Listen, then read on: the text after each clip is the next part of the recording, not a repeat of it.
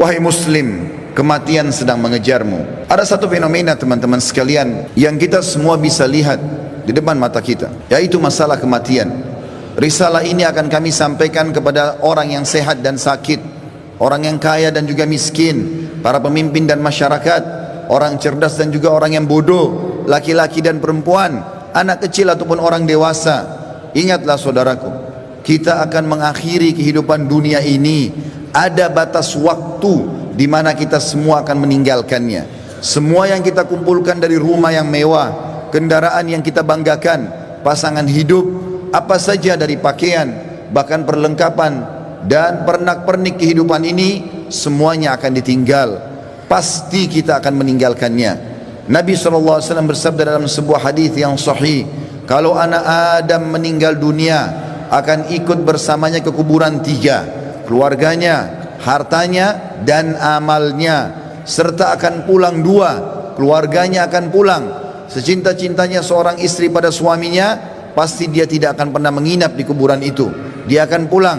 Cinta-cintanya seorang suami pada istrinya juga tidak akan tinggal menemani istrinya di kuburan.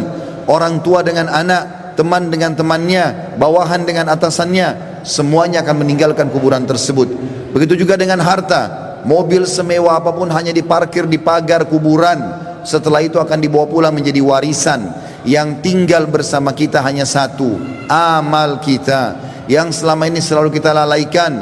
Mikrofon masjid dengan keras, panggilan dari Allah, hayya 'alas shalah, hayya 'alal falah, ayo salat, ayo menuju kepada kemenangan, kita lalaikan. Orang miskin yang mengetuk-ngetuk kaca mobil, di sebelah rumah orang miskin tidak makan, mengulurkan tangannya. Lalu syaitan membisikkan kuping kita mengatakan, orang itu masih muda, masih kuat.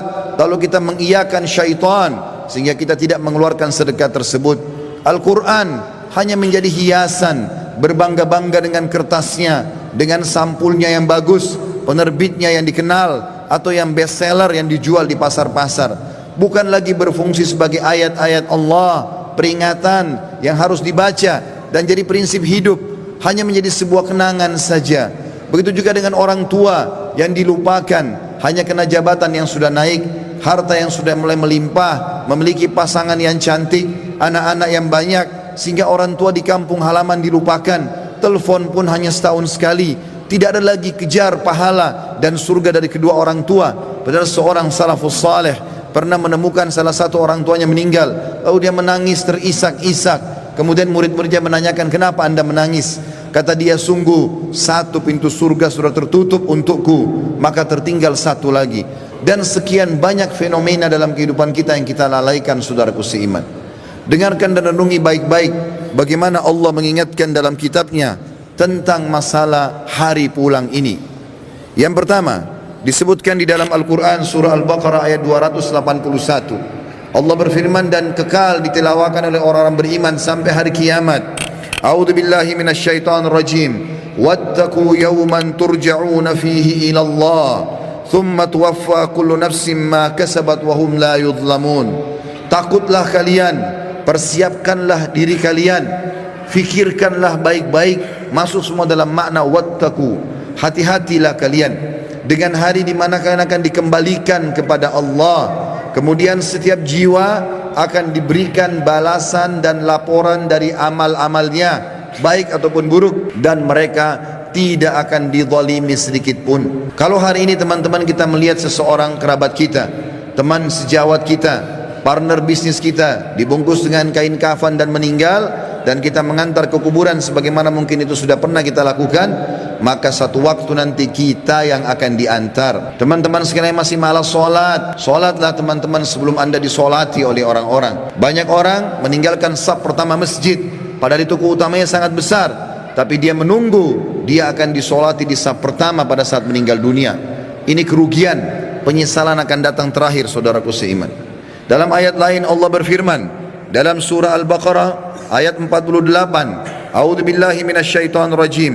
Wattaqu yawman la tajzi nafsun an nafsin syai'a wa la yaqbalu minha syafa'atun wa la yu'khadhu minha 'adlun wa la hum yunsarun. Hati-hatilah kalian, perhatikan baik-baik, renungi baik-baik, kata Allah, hari di mana tidak ada lagi jiwa bisa membantu jiwa yang lain, dan tidak akan diterima lagi rekomendasi-rekomendasi, pertolongan-pertolongan, dan juga tidak akan pernah ada yang bisa memenangkan. Di dalam ayat yang lain juga Allah mengingatkan surah Luqman, surah nomor 31 dalam Al-Quran ayat 33. A'udzu billahi minasyaitonir rajim.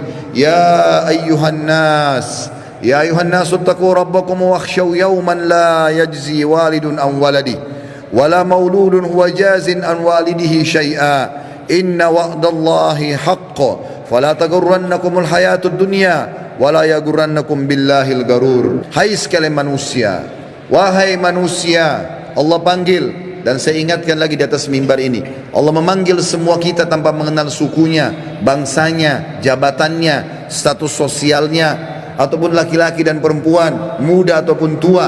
Allah mengatakan, wahai manusia, takutlah kalian kepada Tuhan kalian dan khawatirlah terhadap hari di mana tidak akan ada lagi pertolongan, tidak ada orang tua bisa menolong anaknya, dan tidak lagi anak-anak bisa menolong orang tuanya.